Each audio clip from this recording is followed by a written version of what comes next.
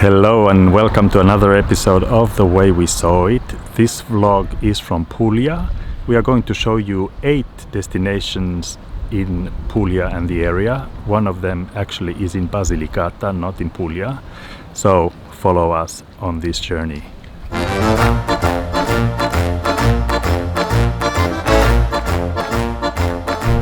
We went to Matera.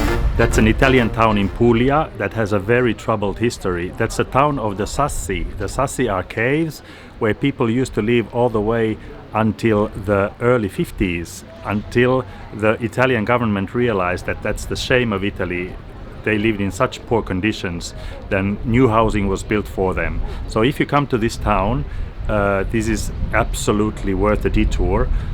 Go to the Casa Noa. Casa Noa is a museum where you can see a movie about the history of the city. It gives you a very good idea what the city looks like. Then walk the touristic paths that have different lengths. You can get a map that shows you the different distances you can walk. Go and see the churches, go and see the cathedral, and go and see the Sassi houses that have now been restored into luxury hotels, cafes and restaurants. Now the city is living a huge renaissance and it has been nominated the European Culture City in 2019. The Sassi city of Matera is about an hour from Bari with the car. And Matera is also a UNESCO World Heritage Site.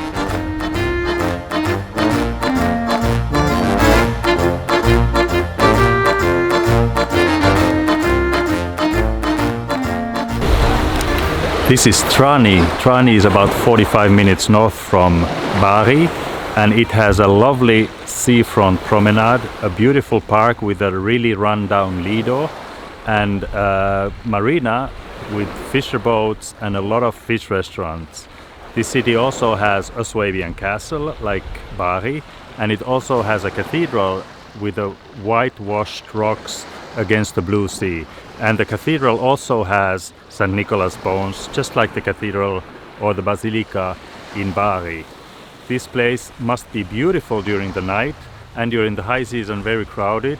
Now, a little off season, it has a very sleepy atmosphere and a little bit of an ambience of a bygone era.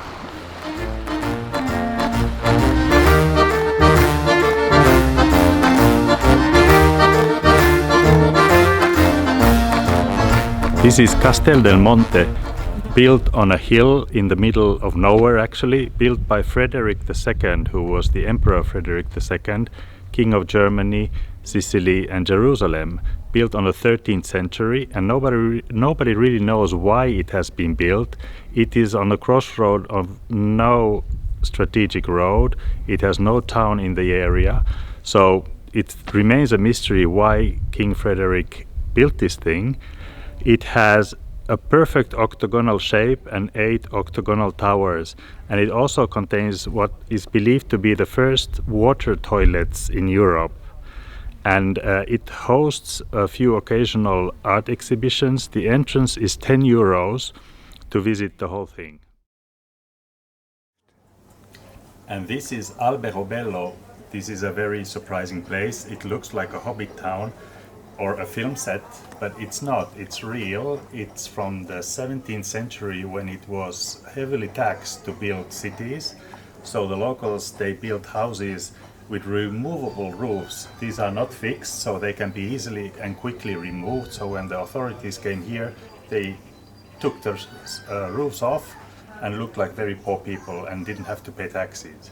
Today, there's more than 10,000 of these, or more than 1,000 at least, of these houses in Alberobello.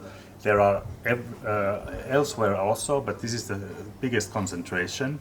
And this place is very, very touristic. There's a lot of tourists. These houses have been transformed into cafes and tourist shops.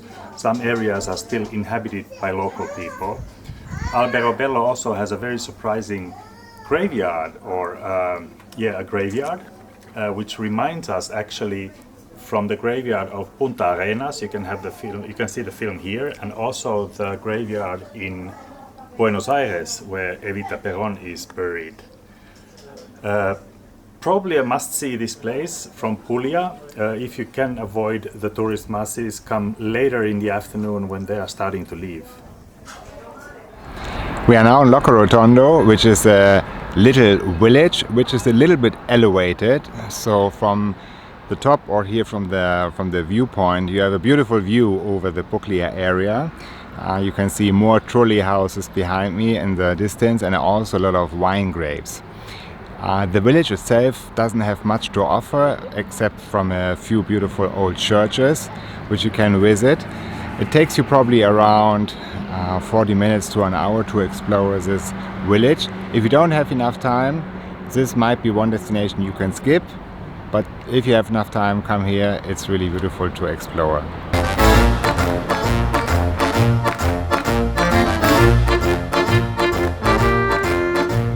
Martina Franca used to be a tax-free zone in the past, and that's why it's very richly decorated Baroque and Rococo palazzos, beautiful piazzas with nice restaurants and cafes, a lot of beautiful balconies, and the Palazzo Ducale at the entrance that has exhibitions.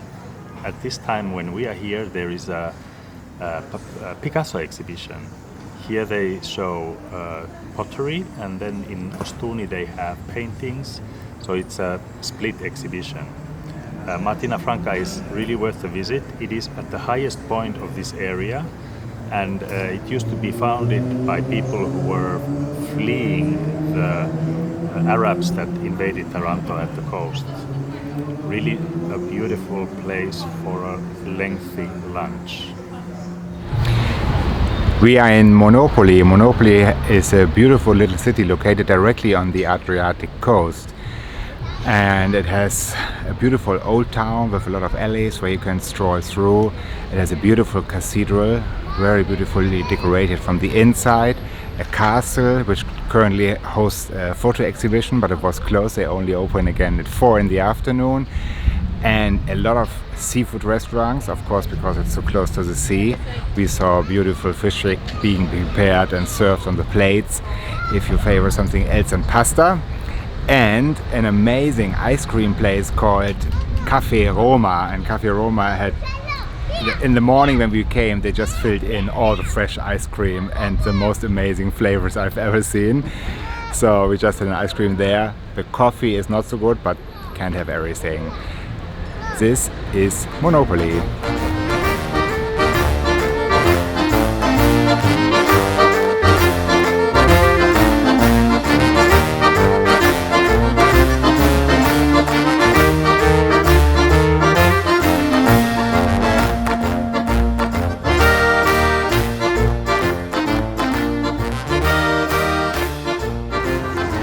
Located up on the hill overlooking the Adriatic and the big olive groves around, Ostuni is a very touristic destination.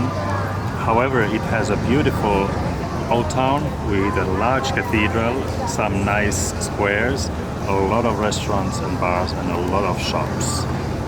It is absolutely a place to visit. We came here because of an exhibition, a Picasso photographic exhibition, which is partly here and partly in Martina Franca, which we enjoyed a lot. But it's worth a visit because it is very spectacular.